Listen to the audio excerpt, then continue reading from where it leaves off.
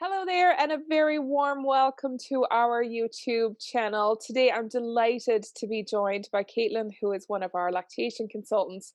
And today, we're going to be talking about alcohol consumption as we approach the holidays, because we know that as moms, you're going to be wanting or probably needing to have a drink over the holidays, especially the year that's been in store for us this year.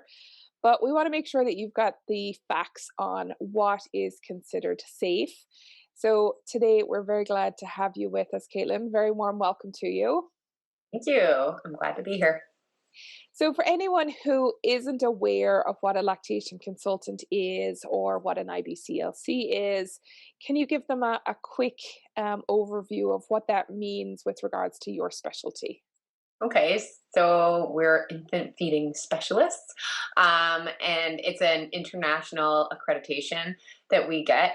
So if you see an IBCLC anywhere in the world, if they are an IBCLC, they've gone through the same training that all of us have gone through. But yeah, we're really here to help with parents' feeding goals and education around that, breastfeeding, expressing breast milk, and safe formula feeding as well. Wonderful. So, as we approach the holidays, everyone's probably going to be thinking about saying goodbye to the end of 2020 because it's certainly been a humdinger for pretty much everybody that we know. And so, when it comes to breastfeeding, is there a hard and fast rule? Is breastfeeding and drinking a complete no no? Is it something that should be encouraged to relax? Or is it something where you should sort of find a piece of middle ground and sort of find what works for you? What would you suggest? I get this question a lot from parents because they've gone through, 9 months or however long they've been pregnant, um, not having any alcohol consumption at all and being careful about certain foods that they consume. So I get this question being asked a lot at those early visits. And usually, what I say is that it is safe to consume alcohol in moderation. My general guideline is if you have a drink with dinner, that's fine. If you go out and party at an open bar at a wedding, maybe not so much fine. Right, right. Right. So when parents are planning an event or going out, well, maybe we're not going out too much right now, but if you are planning to have, we'll say, dinner around the holidays, if you're having a gathering, maybe indoors, outdoors, whatever, is there a rule of thumb as to how frequently you should be drinking? And is there other considerations that should go into that? Okay. Well, generally about like a 1 ounce serving of alcohol or a glass of wine or a beer, for example. So 1 ounce of like a hard alcohol, right? Right. Glass of wine, a beer, so equivalent of one drink of each of those is good. Usually every 2 to 3 hours. Okay. Um, and what I usually recommend is that the mom breastfeeds and then drinks around the same time. So either like have your drink right after you finish breastfeeding, or you could breastfeed and drink, or maybe have your drink right before breastfeeding, and then 2 to 3 hours later, your baby will be hungry again, and you can breastfeed again.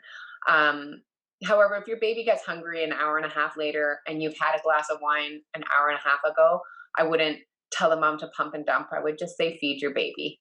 Um, Again, it's all about that moderation, and yeah, having a glass every 2 to 3 hours should be okay. You asked about some like things to keep in mind. One would be like make sure that you fed yourself Right.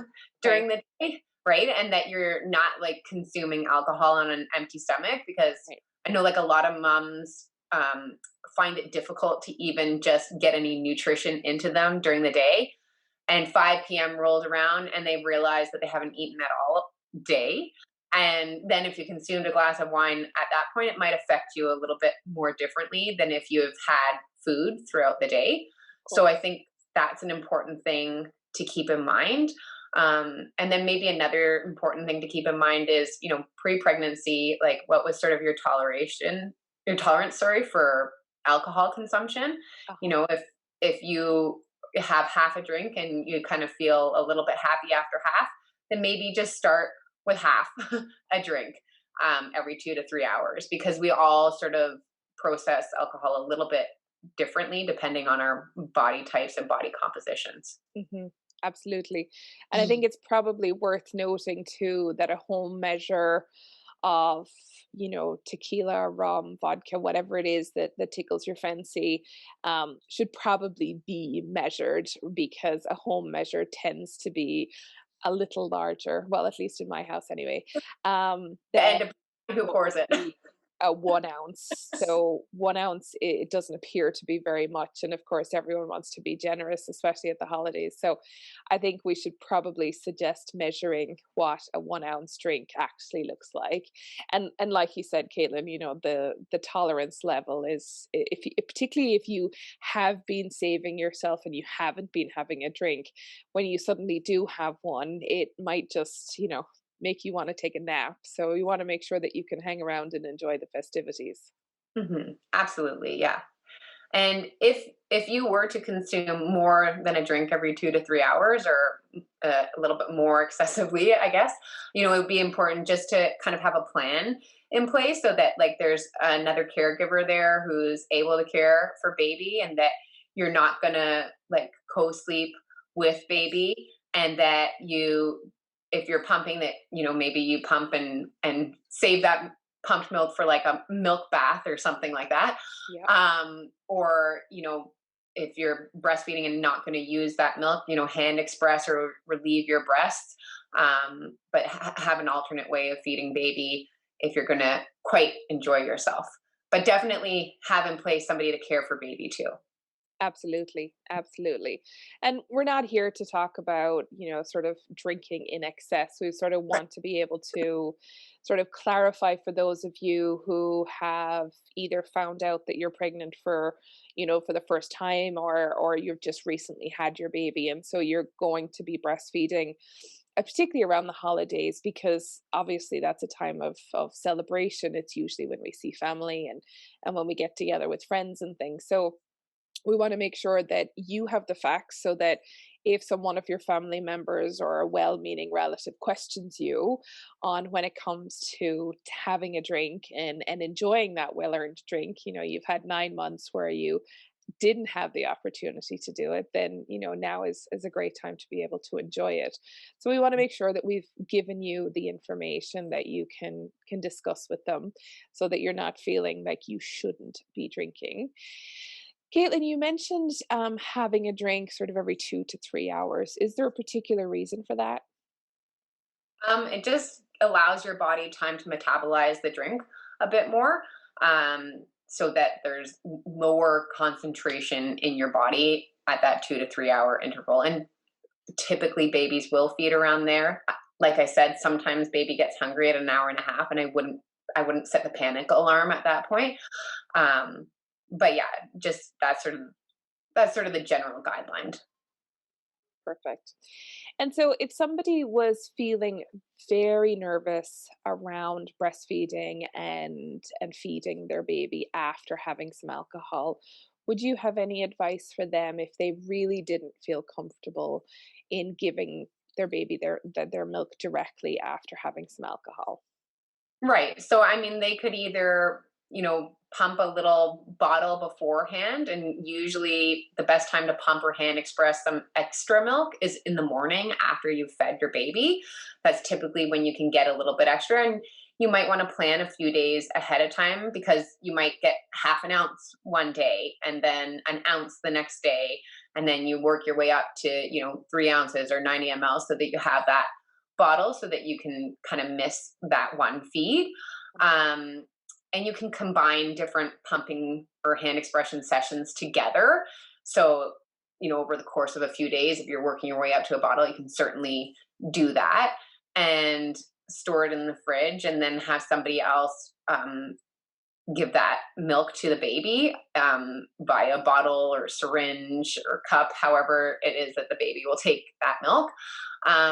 But then keep in mind that if you skip a feed, your breast might be like super full and uncomfortable. So around the time that you skip that feed, you might find that you need to express a little bit of milk off, just to feel some relief.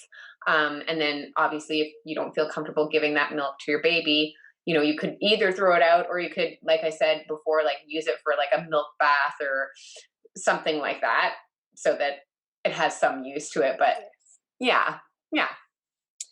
So there are plenty of options for those of you who are planning a little indulgence over the holidays, for sure.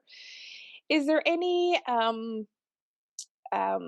alcohol in particular that we should avoid? Is there anything that people should know specifically, Caitlin? Is there anything that's, off the table completely, like a honey rum, for example? Is that because babies can't have honey? Is that Oh, safe for mom to drink? yeah. It's safe for mom to consume any product that has honey in it. We don't want to give honey to babies under the age of 1, but mom can consume it safely. Um, Maybe avoid those alcohol bottles that are like 90% alcohol. No, Yes. I don't know, something that's super super potent.